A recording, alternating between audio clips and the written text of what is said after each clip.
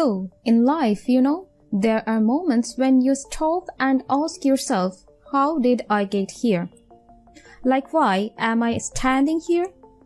Well, this is definitely one of those moments for me, and I find myself going back to beginning, back to my roots.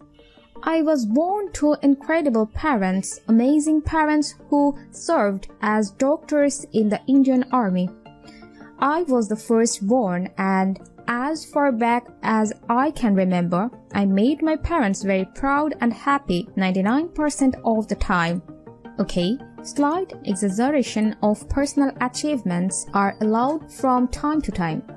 Don't you think my brother was born a few years later, and even then nothing changed for me? We were both given equal opportunities, and I want to emphasize this. I want to really emphasize this for you because I don't think a lot of people might understand that being equal might seem very normal. But where I come from, India, and a lot of developing countries around the world, more often than not, this is an exception. It's actually a privilege. My first experience of the glaring disparity between boys and girls came at a very, very young age. I grew up in a middle-class family with extremely philanthropic parents who constantly reminded me that my brother how lucky we were and how giving back to those who were less fortunate was not a choice. It was a way of life. Simple. I was 7 or 8 years old when my parents started talking me on these visits in traveling clinic to developing communities around and villages around the city that we lived in, Baltimore. Really, we were packed into this ambulance and my parents were provided free medical care to people who couldn't afford it. My job at the age of 8 was assistant pharmacist. So, I would count all the medicines, put them in an envelope and give it out to patients, and I really took my job very seriously.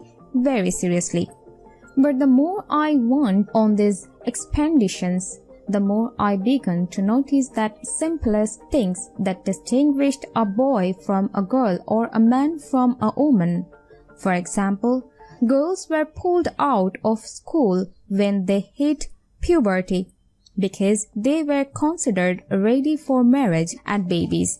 That's 12 and 13 while boys still enjoyed their childhood. Our basic human rights such as health care were denied just because they were women. Let's call this whole experience trigger number 1 for me. Last forward a few years and many triggers in between. Like a producer-director, for example, early on in my career, I must have been about 18 or 19 telling me that if I didn't agree to the ridiculous term or painfully low salary in his movie, that he would just replace me because girls are replaceable in the entertainment business. But I think what really moved the needle for me and ultimately led me to create the Foundation for Health and Education around the same time, partner with UNICEF, was an encounter with my housekeeper's daughter about 12 years ago.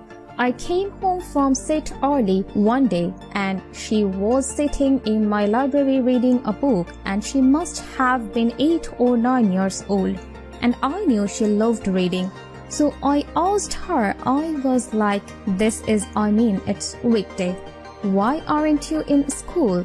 And she said, oh, I don't go to school anymore.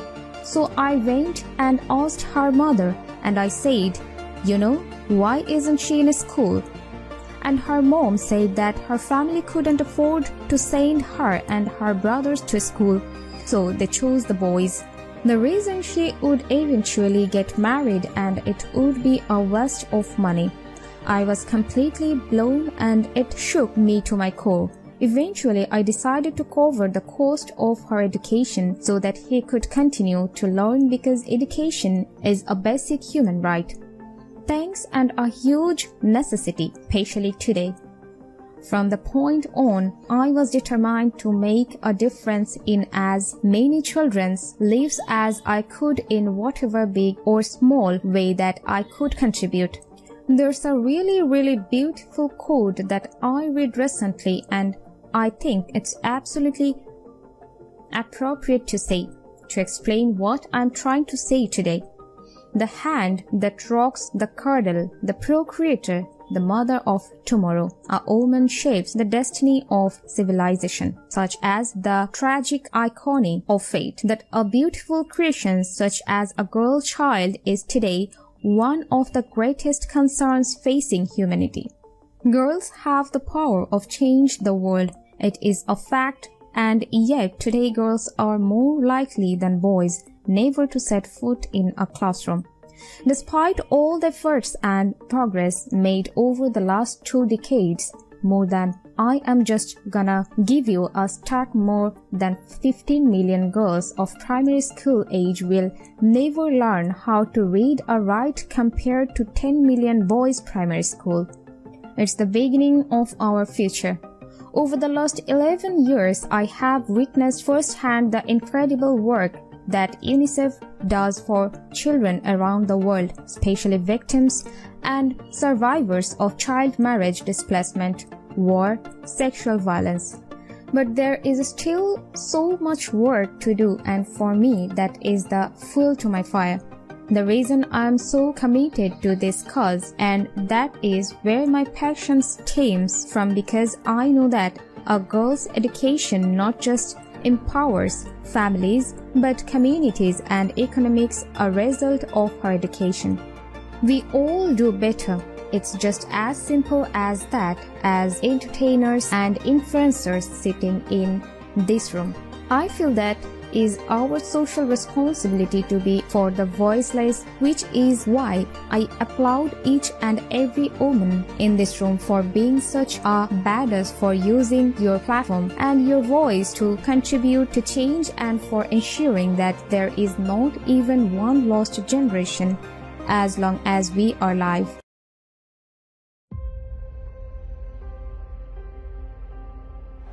I love people of action. I weary of people who get in your face and tell you what all they're doing and actually doing nothing at all. In my life, results count. I'm impressed by results. Don't tell me what you went through. Tell me you got it done. Not hearers of the word only, but doers of the word.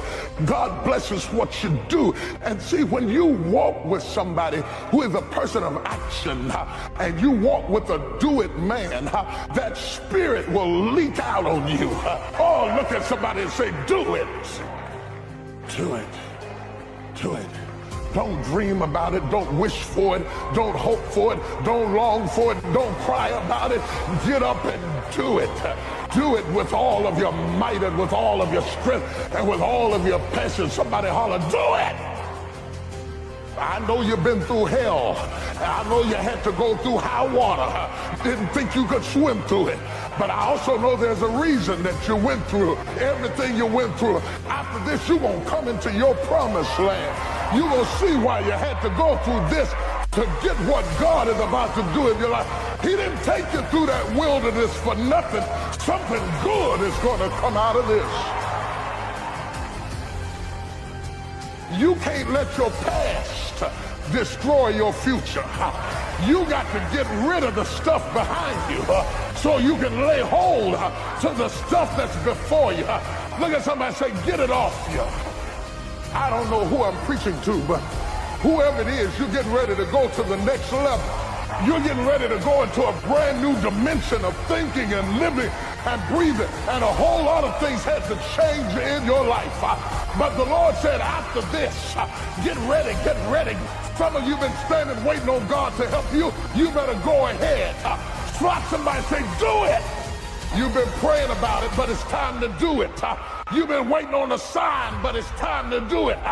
You've been waiting on God to respond, but he already gave you the answer. Do it.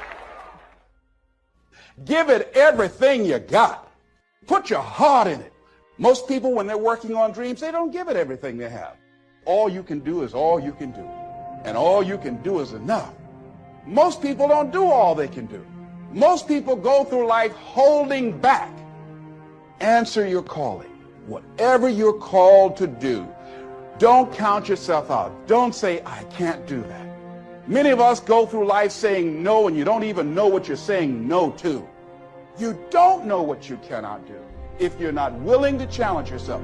Whatever it is that you don't know how to do right now, you can learn. I did not know how to speak for major corporations. I didn't know how to do that. But I decided to become a student. If you do your research, if you do your homework, if you make the commitment that I'm going to learn, when you look at what do I have going for me and drop your buckets where you are, decide I'm going to work and get myself together. A guy named Jim Rohn said, if you develop your gifts will take you places that you'll never begin to imagine.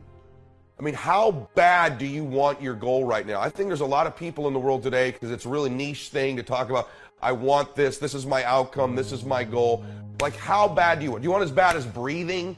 Do you want it as bad as anything you ever wanted in your life? And if you calibrate it at the highest enough levels, what I found is the people that are the hungriest, they find a way. When you know why you want something, when it's desperation, the power of being desperate is something that most people avoid. They think desperation is a weakness. And I'm here to tell you, desperation is one of the most powerful emotions you could possibly possess, because when you're desperate, you find reserves and reservoirs of ideas, talents, and a strength that you don't know you have when you find yourself in a desperate situation. So ironically, the one thing most people avoid in their life, hunger, which is caused by being desperate. When you're starving, you become desperate. Think of somebody who's starving on the street. How resourceful would you get if your children were literally starving and you had to feed them? So the number one thing we need more than anything to win is hunger, which comes from a state of desperation. Yet we're constantly trying to comfort ourselves in the real world to avoid the state of being desperate. And I'm telling you that I think you need to embrace desperation again in your life. Like, do you want it so bad that you're desperate for it? All of the silly things that happen that we let slow us down is related to our lack of hunger and desperation. And so I'm here to ask you, how desperate are you for what you want? Like, here's what I think. I think most people would just like their goals. They'd like their outcome. They're not hungry for them. They're not starving for it. They're not desperate for it. But when you start to feel that desperation, it's one of the most powerful emotions in the world, because you become so resourceful, you become so determined, and all the noise goes away. See, all of these objections, all of these fears, all of these old stories you tell yourself, all the excuses that you're making, and I love you, so I'm saying this to you, are all going back to a lack of real hunger, real desire, real desperation. Because real desperation is beautiful. The most alive you'll ever feel, ironically, is when you're the most desperate. You talk to people who are the closest to death in an accident, and they'll tell you, ironically, it was the most alive I've ever felt. Because you're so desperate to survive. You're so desperate to get through it. Yet in life, we try to avoid this all the time. And I'm here to tell you, embrace the desperation. Seek the desperation. Show me somebody hungry. I'll take hunger and desire over IQ, over knowledge, over skills every day of the week. Because I can teach you skills. I can teach you the lessons. I can teach you the words. But I can't give you heart. I can't give you hunger. I can't give you desire. I can't give you the courage to be desperate. Because desperate people look a little funny. Desperate people don't fit in. Desperate people stand out. You see someone desperate, you're like, whoa, what's going on with them? Desperate people get criticism. And most people would rather not stand out. They'd rather not leave the crowd. They'd rather not take the criticism. They'd rather not take the heat. So most people say, I'd love to be a millionaire. I'd love to win. I'd love my dream relationship. I'd love the best body I could have. I'd love to be happier, but I don't want to look bad doing it. I don't want to seem desperate. I don't want to seem different. I don't want to step out of the crowd. And as long as you're one of those people who won't step out, who won't look a little bit funny, who worries more about what other people think about them than truly winning, You're always going to be held back. What's your level of real hunger? What's your level of real desperation? How bad do you really want it? Or would you just like it? Do you need it like you need to breathe? Do you need it like you need to eat? Do you need it like you need to exist? Or do you just kind of want it? Because you show me two people. You show me one person who's desperate and hungry. You show me another one who'd like it or wants it. You show me one person who's willing to look bad and get uncomfortable and color outside the lines and do whatever they got to do to get to their dream. And you show me another one who won't, I'll take this person every day of the week. Maybe they don't come from the perfect background. Maybe they don't have all the perfect words. Maybe they don't have all the right relationships, but they got the goodies, man. They got the one thing you got to have to win, which is hunger and desire and some heart. And I know you've heard these things before, but now I want you to be self-aware. Really, how hungry are you? What are you doing to feed your hunger? What are you doing to feed the fact that you feel like you're starving?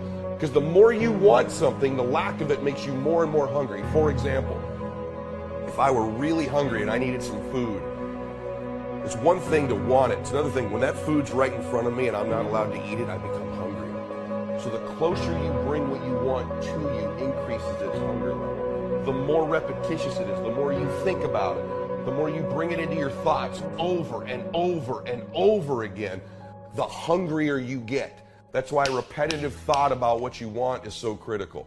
So evaluate that. Am I as hungry as I could be?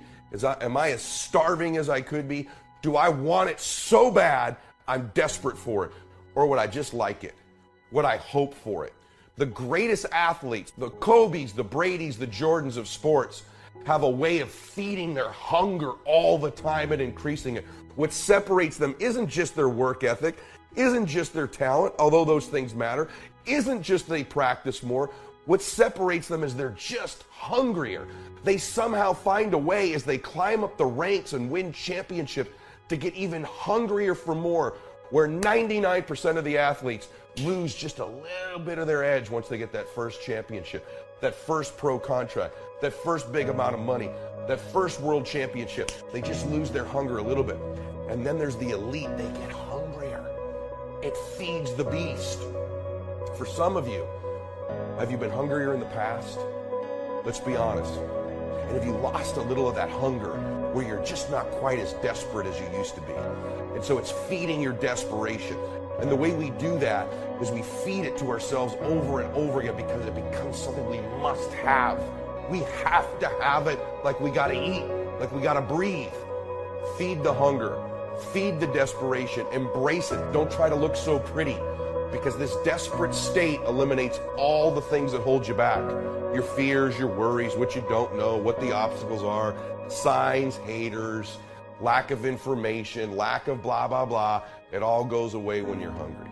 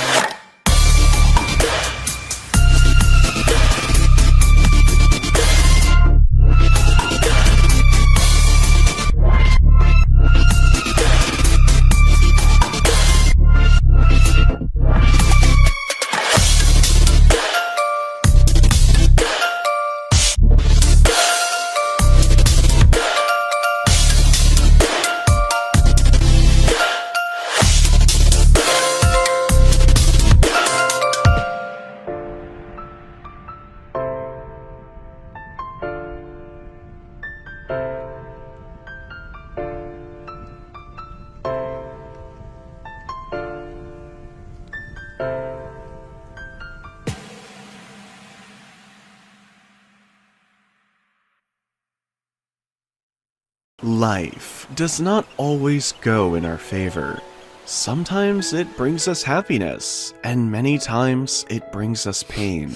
It takes days or months or sometimes years to heal emotionally. If you think that all you need is some time to get over something hurtful, trust me that you are not the only one. If we look around, there are thousands of people who are struggling with difficulties of the past. When we get hurt emotionally, it looks like time has stopped and the world has ended. In reality, these wounds hurt, and damages make us stronger than we were before. It's just like how smooth and calm oceans or rivers can't make you a skilled sailor. Similarly, hard times make you a strong person. People always change after being hurt. All you need is to give yourself time to heal, and you will find yourself a completely different person. Being alone does not mean you're lonely. You cannot be lonely if you like the person you're alone with. Don't try to force yourself to get into a relationship in order to avoid being alone. It is much better to have nobody in your life than to have someone who is half there or doesn't want to be there. The sun is alone too, but still it shines. Some people who are emotionally hurt try to move to the next relationship because they think that this would be the better way to forget the old problem. But actually, this isn't the case. Instead, you only deepen the wound even more. Wounds don't heal the way we want them to. Actually, they heal the way they need to. It takes time for wounds to fade into scars. It takes time for the process of healing to take place. If you have a wound on your body and you don't stop touching it, it means that you are going to make it worse, and the healing process will become slower and slower. On the other hand, your wound will be healed much faster if you give time to the healing process.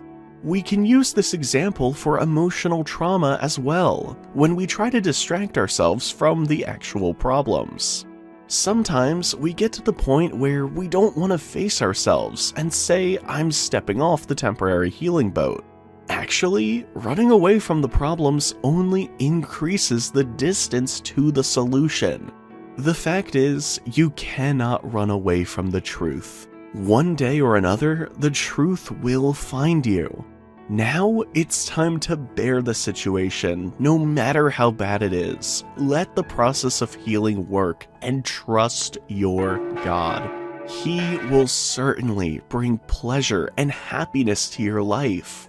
When you face any problem in your life, you will definitely get ease after it, and that's the part of life. Therefore, when you are emotionally hurt, just sit and think in your mind that ease is coming soon. Believe me, even in the worst situation, your heart will be totally satisfied, and there will be a smile on your face. Sometimes it happens in our lives that the person we love the most leaves us without thinking even a single time that his or her absence will hurt us a lot. We start to think like our life will be no more. But as time passes, we slowly recover from the trauma and see a new life ahead. Let me tell you one thing. Life is like riding a motorbike. If you want to maintain balance, you have to keep going. The past is like using your rearview mirror in the car. It's good to glance back and see how far you've come, but if you stare too long, you keep crashing. When someone you love the most decides to leave you for good, you have to let them, no matter how much you don't want them to. There are many things in our lives that are not in our control. Even if we have the strength to fight for them, we have to accept the cold, harsh truth that the person you can't live without actually can live without you. So, instead of crying and being deeply saddened, think that it might be a chance for you to find someone that really appreciates your present. One thing we all have experienced in life is that whenever we get hurt, we try to put alcohol or a bandage on it. At first, it burns a little bit, but after some time, you feel that your wound is healing. So, we have to understand the fact that God has made a cycle for everything. At the end, stop wasting time thinking all night about the things you could have done better. You have done nothing wrong. Sometimes people change without a reason. Remember, there are billions of people in the world, and the person who is left was not the last person ever. You will find someone better, so cheer up. Feel happy about yourself. God is with us, so don't worry and have patience.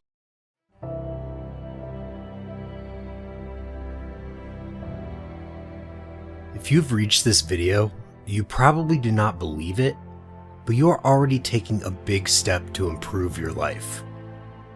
The fact of wanting to improve and progress while wanting to leave the past behind, and above all, knowing how to do it, is already a great change that you are producing from here to the future.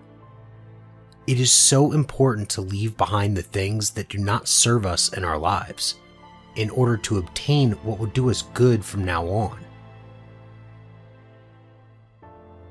You don't drown by falling into the sea, but by not getting out of it. Perhaps is one of the most important lessons of recent times, for the reason that bad things happen to everyone. It would be a great luck if we all always have the same constant mental well-being, and that bad things did not happen to us. But the reality is quite the opposite. In this life, which is long, we will have good and bad times.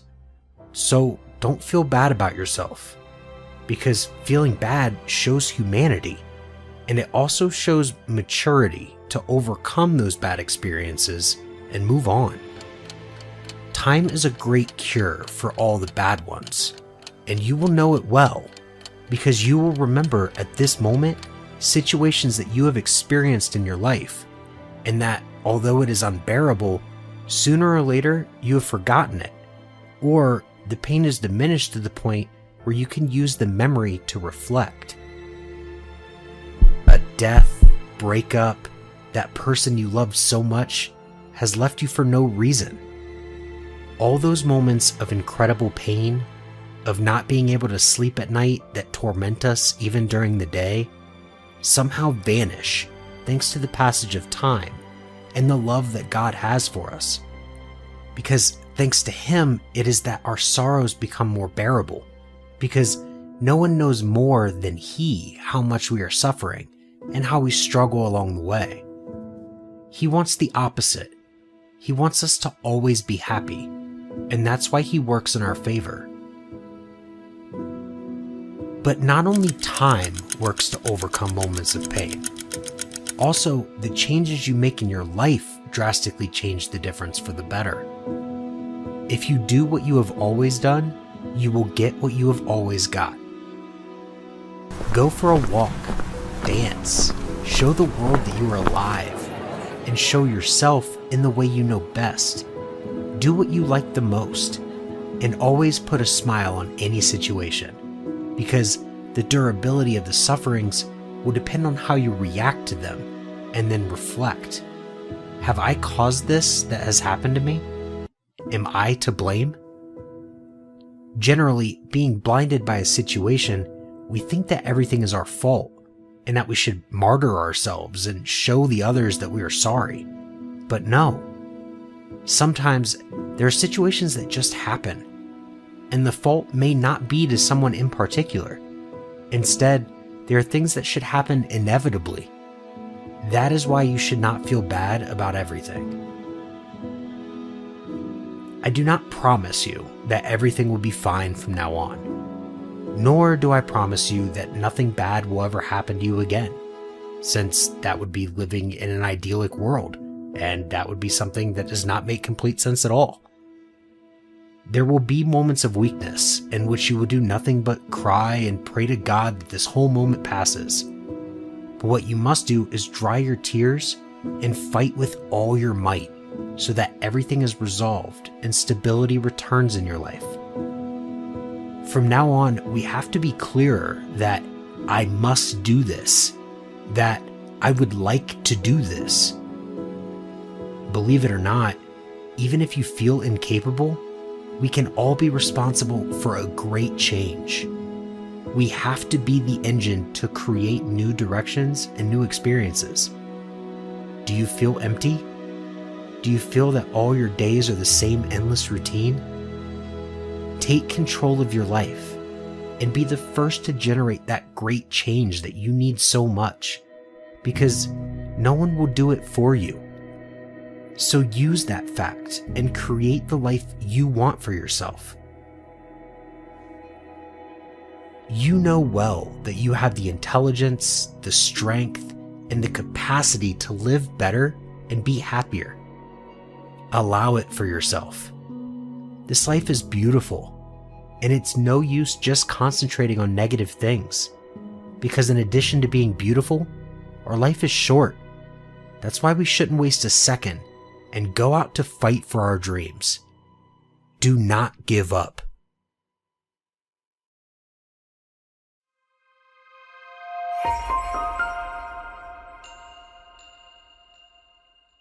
Life is a series of emotional ups and downs.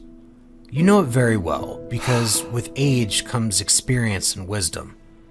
And just as it works with emotions, it also works with people who come into our lives and are with us for years, but sometimes this does not always happen for life, and they move away from us, perhaps for a while, or maybe forever.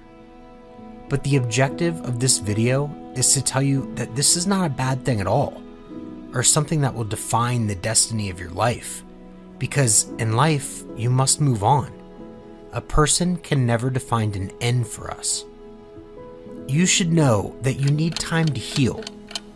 Oftentimes, we try to run to the next thing and the next thing and get away from the problem by distracting ourselves with the next thing. And oftentimes, we try to run to the next relationship because we were hurt by the past one. But when we are hurt, we don't give ourselves time to heal, only deepen the wound even more and more.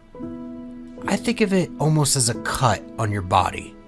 When you cut yourself and you keep touching it and allowing it to be exposed to danger, you slow down the healing process. But when you allow time for it to grow and heal, you find that you're better much faster. I think it's the same mentally as well. We'll probably all struggle with something in our mind and at some point in our lives, and we try to distract ourselves with things from the actual problem, but that only goes so far. But I find it in the Son of God. I just give it to God's hand. I'm bringing my pain and He brings me joy over and over, healing and being healed. Give yourself time though. Take breaks sometimes. Just sit and be alone for a while. It's a hard thing to understand, and it's a hard thing to try to process by yourself because it hurts. Like the feeling when you first get a cut and you put alcohol in it, or put something under it to clean it. It burns a little bit, but after a while, it leaves you better than you would have been without it.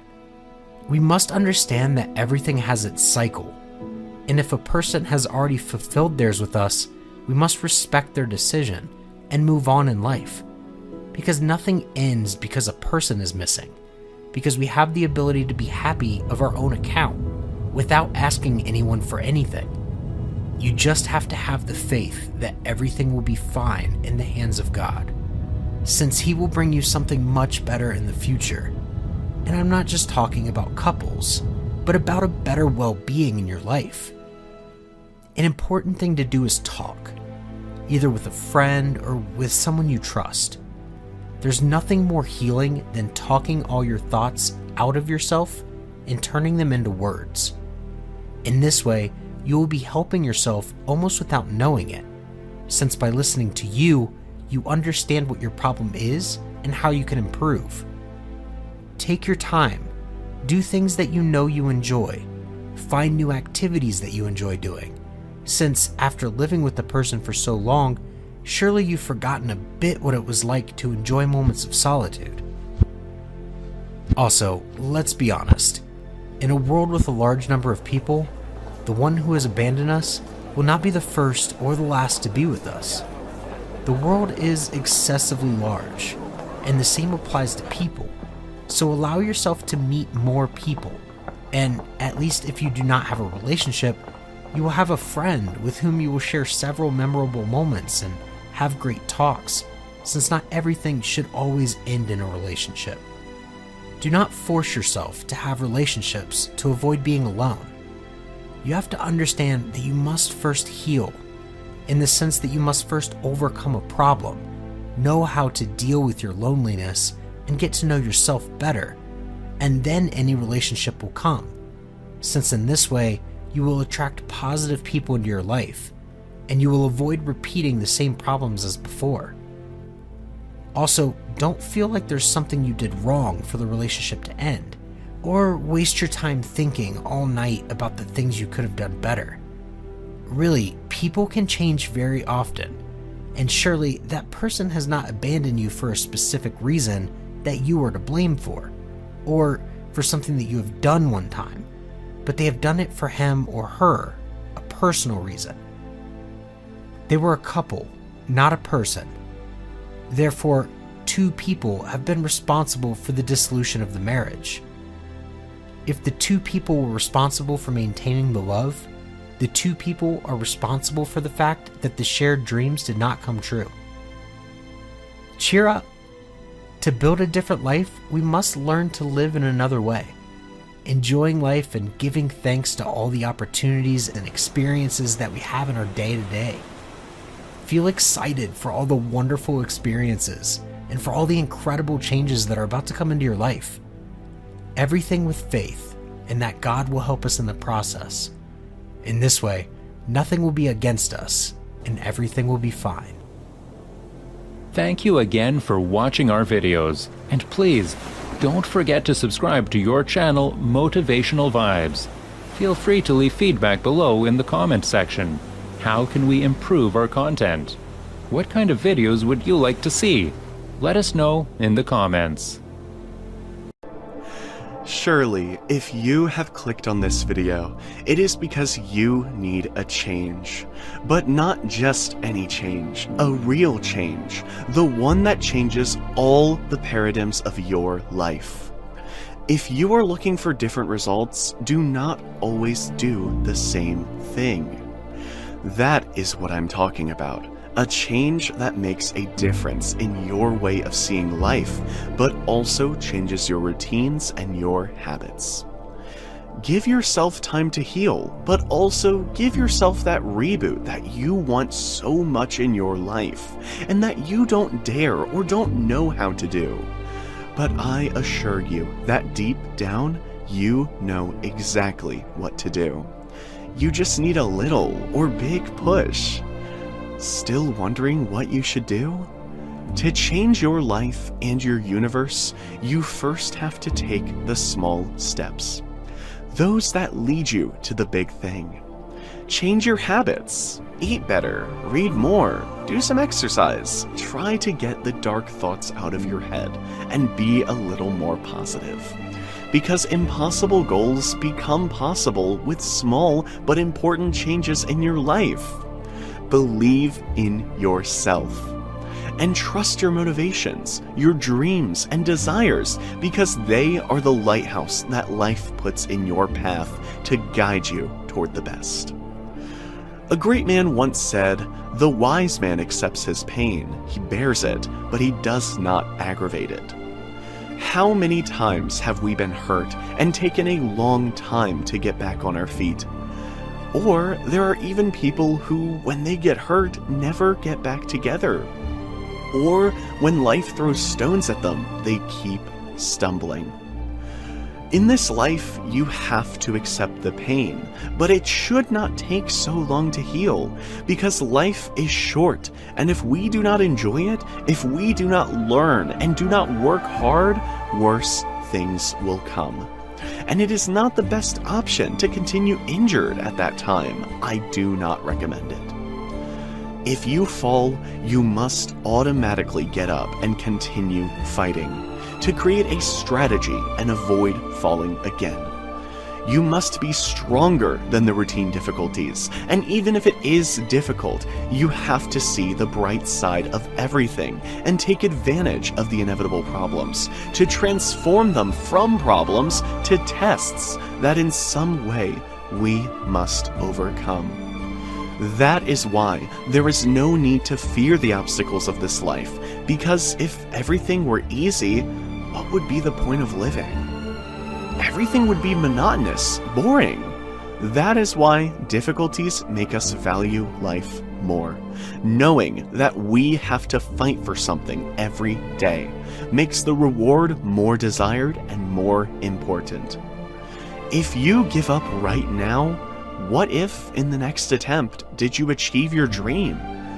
If you worked a little harder, would you get it? Don't let these maybes control your life and make things happen. No person will come to your house and make your life easier just by magic. You have to take control of your life and achieve your goals with sweat and tears.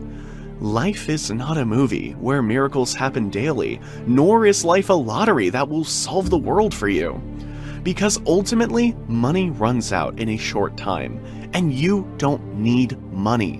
What you need is to look for the best version of yourself, and in this way, be happy, living with total peace, taking your steps wisely.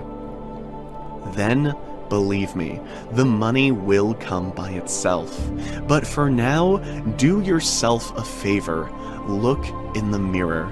Heal your mind and your heart. Trust that tomorrow you will make that great change in your own universe.